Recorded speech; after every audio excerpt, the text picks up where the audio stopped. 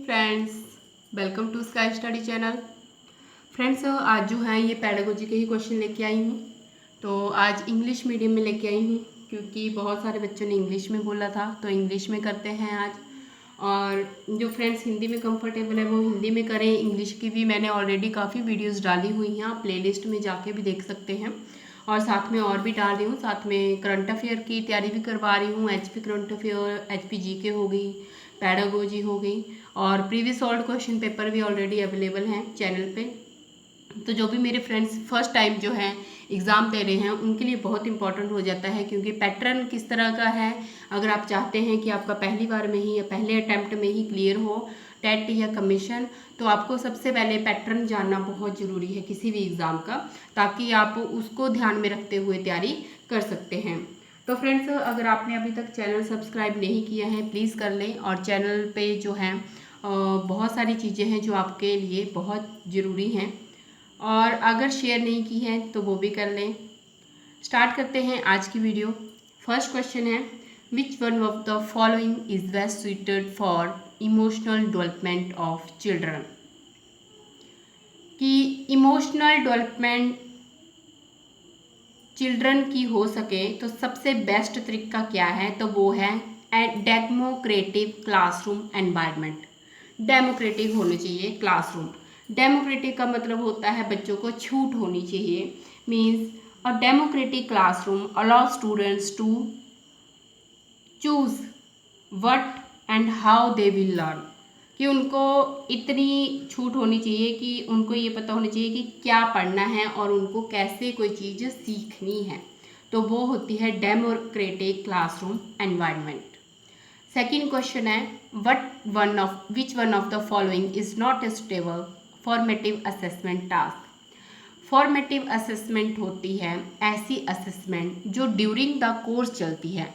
ये during the कोई भी आप चाहे एग्ज़ाम की प्रिपरेशन कर रहे हो, कोई भी, जैसे अभी आप टेट की तैयारी कर रहे हो, तो टेट की तैयारी तक आप जो जो चीज़ें पढ़ते हो ड्यूरिंग द कोर्स, या फिर मॉक टेस्ट दे रहे हो, या फिर आप ऑरल जो कोई चीज़ कर रहे हो, वो सारी की सारी जो हैं फॉर्मेटिव असेसमेंट में आती हैं। फॉर्मेटिव असेसमेंट में बच्चों को जो है ग्रेड नहीं दिए जाते हैं। ये असेसमेंट इसलिए होती है ताकि अगर आप कोई लर्निंग गैप आ रहा है, अगर कोई चीज़ बच्चे को समझ नहीं आ रही है, तो आपको खुद को पता हो कि हाँ मुझे ये चीज़ नहीं समझ आ रही है, और टीचर्स को भी पता हो कि बच्चे जो हैं यहाँ पे जो हैं वो गलती कर रहे हैं, तो इस गलती को कैसे सुधारना है। तो फॉर्मेटिव असेसमेंट दोनों टीचर्स और स्टूडेंट के लिए होती हैं, ताकि लर्निंग गैप का पता लगाया जा सके और उनको सुधारा जा सके।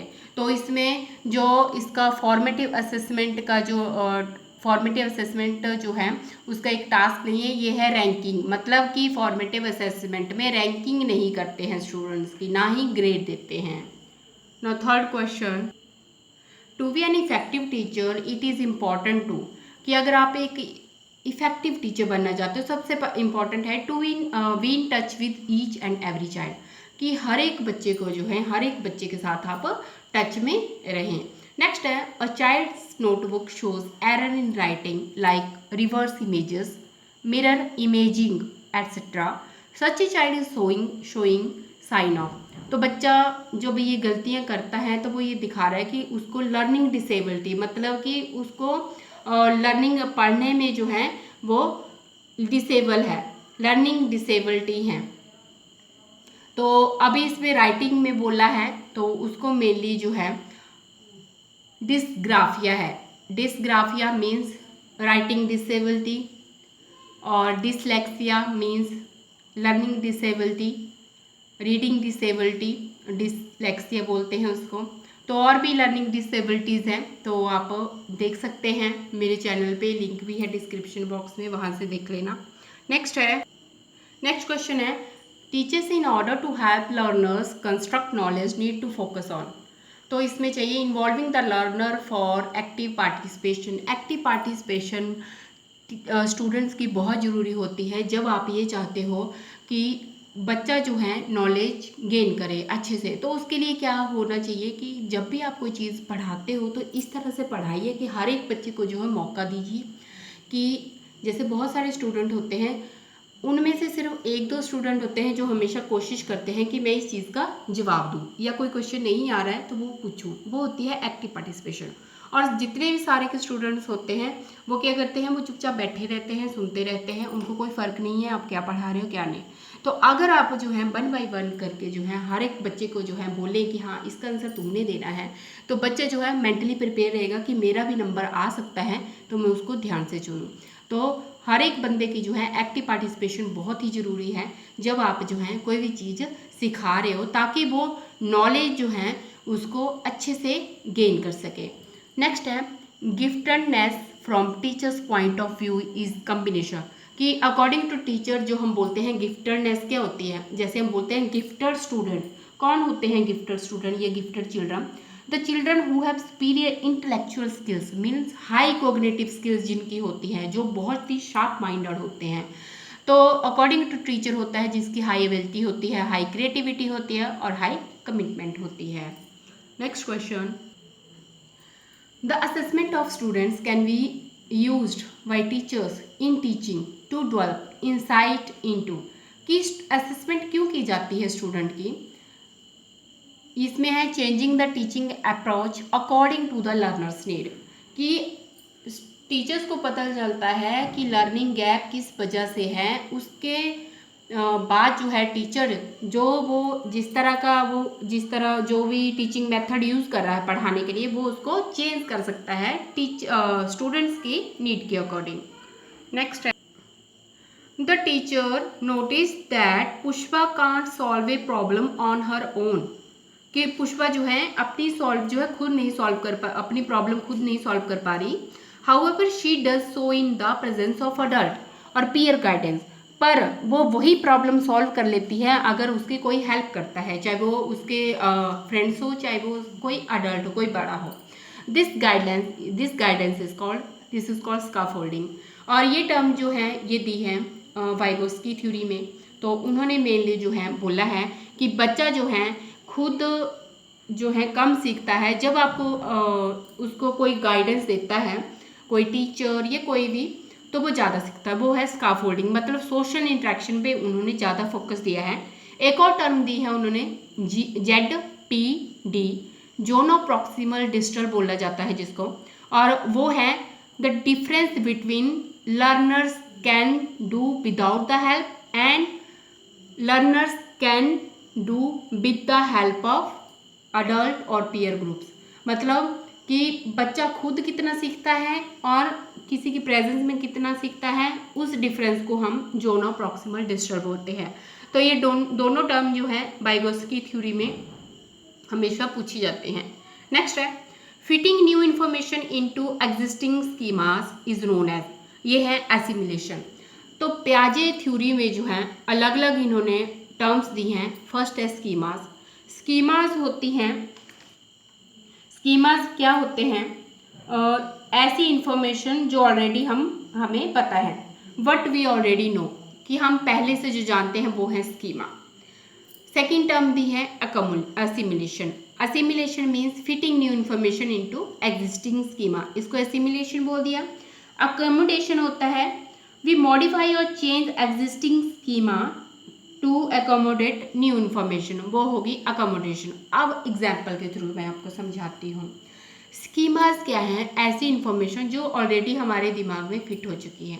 मान लीजिए एक छोटा बच्चा है, अब छोटे बच्चे हैं, अब मान लीजिए वो बाहर खेल रहा है और वहाँ से कोई डॉग पास हो रहा है, तो हम बोल देते हैं कि बेटा जिसकी 4 टांगे होती हैं, एक पूँछ होती है, वो डॉग है। तो वो स्कीमा उसके माइंड में ऑलरेडी फिट है, ठीक है, वो है हमारी असिमिलेशन की। जब उसने जानवर देखा वो बोला डॉग है, ठीक है। अब अकोमोडेशन में क्या होता है? मान लीजिए वहाँ से कोई गाय आ रही है, तो उसको लग रहा है कि इसकी भी 4 टांगे हैं, एक पूँछ है, मीन्स ये भी डॉग है। तो हमें उसको जो है, जो उसकी स्कीमा है, उस टाइम पे हमें उसको मॉडिफाई करने की ज़रूरत है कि बेटा जिसकी 4 टांगे और एक पूँछ है वो सारे के सारे डॉग नहीं है, वो काऊ है। तो उसी तरह हॉर्स के बारे में भी बोल सकते हैं कि हॉर्स पास हो रहा है, तो बच्चा वही इन्फॉर्मेशन यूज़ करेगा जो ऑलरेडी उसमें दिमाग में है, ठीक है। तो वो है हमारी अकोमोडेशन, जब हम किसी भी इंफॉर्मेशन को अकोमोडेट करते हैं। अब fitting new information into existing schema, कुत्ता जा रहा है उसको पता है ये कुत्ता है, तो वो इन्फॉर्मेशन उसकी स्कीमा में फिट है ऑलरेडी, तो वो है असिमिलेशन और अकोमोडेशन। ये दोनों टर्म जो हैं ये दी हैं पियाजे ने। नेक्स्ट है 10th question, we all differ in terms of our intelligence, motivation, interest etcetera, this principle refers to. ये कौन सा प्रिंसिपल है? ये है इंडिविजुअल डिफरेंसेस। हर बंदे में इंडिविजुअल डिफरेंसेस होता है, इवन जो सिस्टर्स और ब्रदर्स होते हैं वो भी एक जैसे नहीं होते हैं।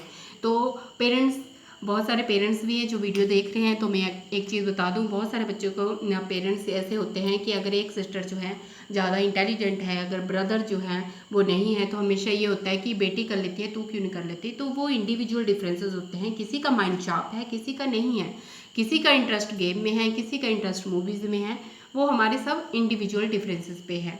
नेक्स्ट है, students of disadvantages group should be taught along with the normal student, it implies. ये है इंक्लूसिव एजुकेशन। इंक्लूसिव एजुकेशन वो एजुकेशन होती है जिसमें जो है हम विद और विदाउट डिसेबिलिटी जितने भी स्टूडेंट हैं इकट्ठे पढ़ाए जाते हैं। डिसेबिलिटी होती है चाहे वो फिजिकली हो चाहे वो मेंटली हो, कोई भी डिसेबिलिटी होती है, या फिर कोई और बैकवर्ड क्लासेस हो। हम इंक्लूसिव एजुकेशन का मेन मोटिव है कि हम किसी भी बच्चे को किसी जाति, धर्म, किसी डिसेबिलिटी के नाम पे जो है किसी बच्चे को हम ये नहीं बोल सकते कि तुम्हें स्कूल में एडमिशन नहीं मिलेगा। तो सभी स्टूडेंट्स को बराबर का हक है पढ़ने का, तो वो इंक्लूसिव एजुकेशन का मेन एम है। Next question, in Vygotsky theory which aspect of development gets neglected. तो बाइगोस्की थ्योरी ने मेन जो है सोशल इंटरेक्शन पे बात की है, सोसाइटी पे उन्होंने लैंग्वेज का एक इम्पॉर्टेंट रोल बोला है कि लैंग्वेज बहुत इंपॉर्टेंट रोल प्ले करता है, बट बायोलॉजिकल कंसेप्ट उन्होंने पूरी तरह से नेग्लेक्ट किया हुआ है। नेक्स्ट है, which of the following stages are involve when infant think with their eyes, ears and hands. कि कौन सी स्टेज है जिसमें जो है बच्चा जो है अपने आँख, कान और हाथ के द्वारा जो है सोचता है, मतलब हेल्प करते हैं, जो हमारे सेंस ऑर्गन है वो है sensory motor stage according to पियाजे थ्योरी। 14th क्वेश्चन है, which one of the following indicate child's physical growth. अब फिजिकल ग्रोथ जो है क्वांटिटेटिव है, क्वांटिटेटिव है, और अगर डेवलपमेंट की बात करते हैं तो वो है क्वालिटेटिव।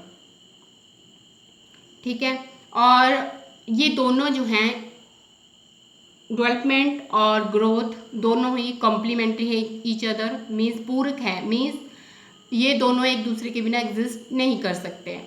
ये भी क्वेश्चन पूछा जाता है। नेक्स्ट है 15th question, according to Vygotsky the primary cause of cognitive development क्या होता है, तो वो है सोशल इंटरेक्शन। नेक्स्ट है, which of the following are secondary agents of socialization. Secondary agents कौन से हैं, ये हैं स्कूल और नेबरहुड, और प्राइमरी एजेंट में मेनली जो है हमारा होम आता है। नेक्स्ट है, which of the following is the sensitive period of attaining to language development. सबसे सेंसिटिव पीरियड कौन सा होता है, ये होता है early childhood period. Next question, a 6-year-old girl shows exceptional sporting ability, मतलब 6 साल के बच्चे में एक्सेप्शनल स्पोर्टिंग एबिलिटीज हैं। Both of our parents are sports person, दोनों उसके पेरेंट्स भी स्पोर्ट पर्सन हैं, और वो उसको कोचिंग के लिए भी भेजते हैं हर दिन, और उसको वीकेंड पे छुट्टी वाले दिन खुद ट्रेन करते हैं। Her capabilities are most likely to be the result of an interaction between, कि जो उसकी कैपेबिलिटी है वो किसकी इंट्रैक्शन की वजह से है, वो है हेरिडिटरी और एनवायरनमेंट। अब क्वेश्चन ये भी पूछा जाता है कि हेरिडिटरी और एनवायरनमेंट क्या हमारे ग्रोथ एंड डेवलपमेंट पे भी इफेक्ट डालती है। ऑब्वियस है। अब देखो, हेरिडिटी होती है जो पेरेंट्स से जीन आ रहे हैं बच्चे में, जो पेरेंट्स से गुण आ रहे हैं, और एनवायरनमेंट होता है जैसे इस बच्चे को जो है वो एनवायरनमेंट भी प्रोवाइड करवाया जा रहा है पेरेंट्स के द्वारा जिसमें वो सीख सके। एक तो पेरेंट्स से खुद स्पोर्ट्स पर्सन है तो ऑब्वियस है उसका भी इंटरेस्ट उसी की तरफ है, ऊपर उसे उसको एनवायरनमेंट भी प्रोवाइड करवा रहा है, तो ये दोनों का इंट्रैक्शन है, हेरिडिटरी और एनवायरनमेंट। 19th क्वेश्चन है, the cephalocaudal principle of development explain how development proceed.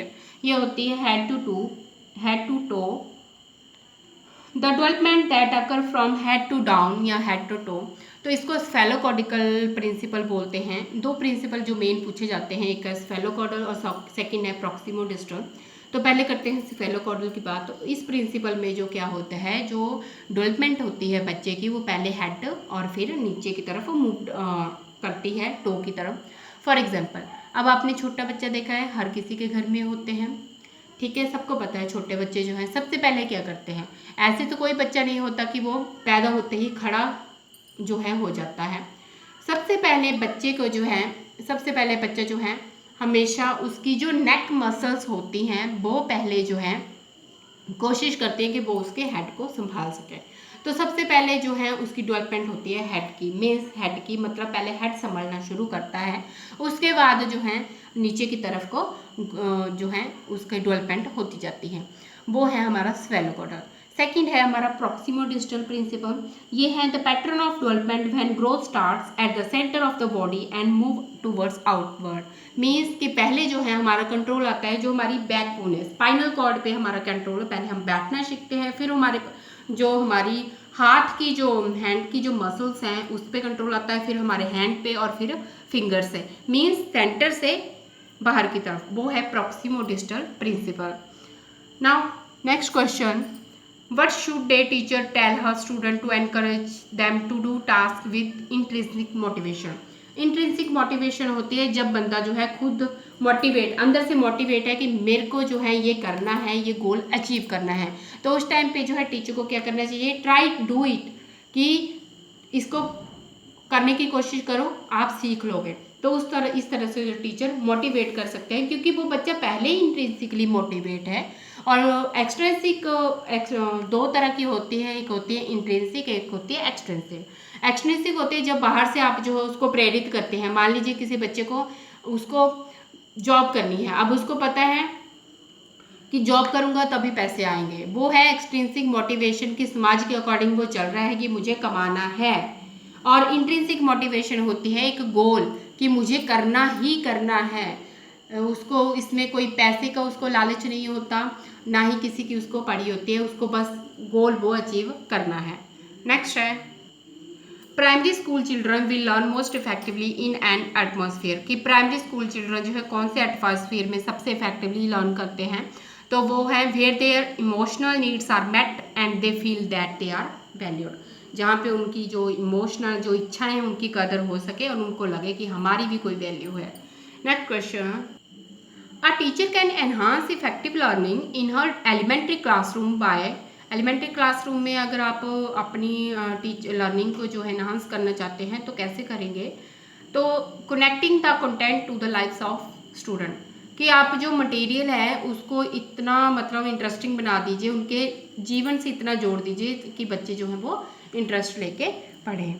तो फ्रेंड्स ये थी आज की वीडियो। आई होप आपको वीडियो पसंद आई हो और मिलते हैं नेक्स्ट वीडियो के साथ। तो फ्रेंड्स अगर वीडियो पसंद आई हो तो शेयर करना ज़रूर